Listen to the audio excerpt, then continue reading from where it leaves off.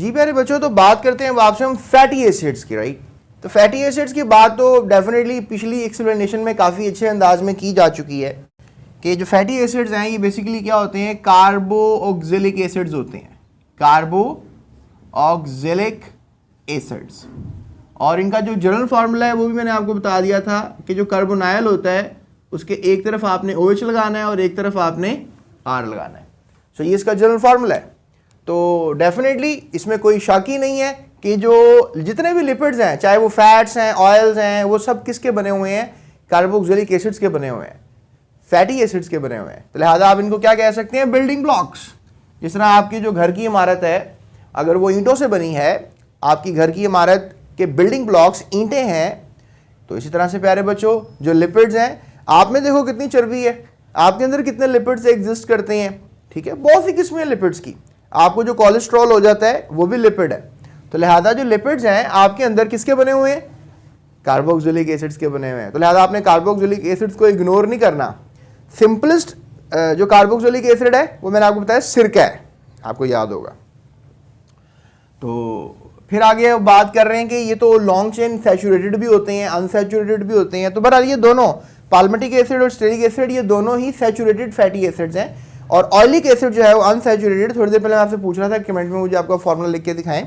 तो लिहाजा ये जो हमारे पास दोनों आपको कंपाउंड्स नजर आ रहे हैं ये क्या है, saturated fatty acids, palmitic acid और स्टेरिक एसिड। इनका फॉर्मूला भी प्यारे बच्चों आपने याद करना है, इंपॉर्टेंट है। और मैंने ये ब्लू सेक्शन इसलिए किया है ताकि आपको पता लगे कि ये फंक्शनल ग्रुप है, ये कार्बोक्सिलिक का क्या है, फंक्शनल ग्रुप है, ठीक है ना। इसको COOH को आप ऐसे भी लिख सकते हो ना, ये देखें COOH, और ये R, यहाँ पर आपने क्या लगा देना है, R।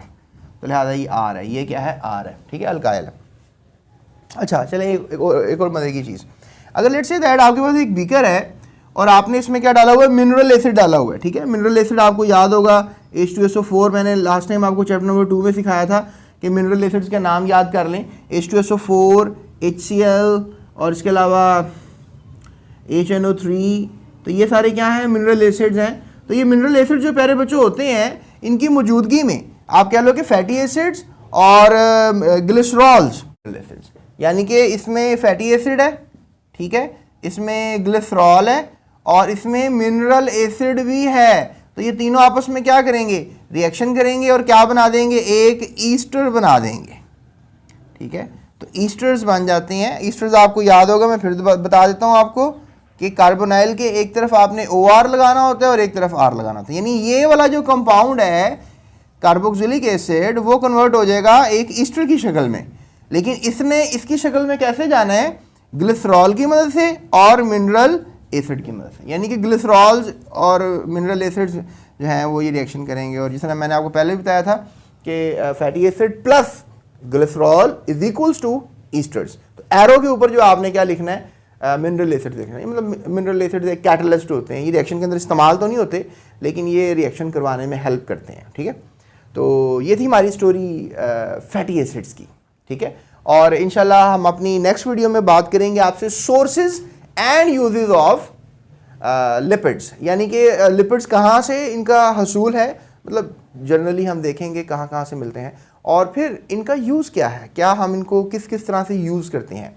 और प्यारे बच्चों देखें, मेरे लेक्चर में आपको शॉर्ट क्वेश्चंस और लॉन्ग क्वेश्चंस के बारे में मैं अमूमन बताता हूँ, आपको मैं MCQs के बारे में अमूमन बताता हूँ। तो ये जो है ना palmitic acid, stearic acid formula, इसको BMCQ लिख लें, ये बोर्ड में आपको ये MCQ आना ही आना है।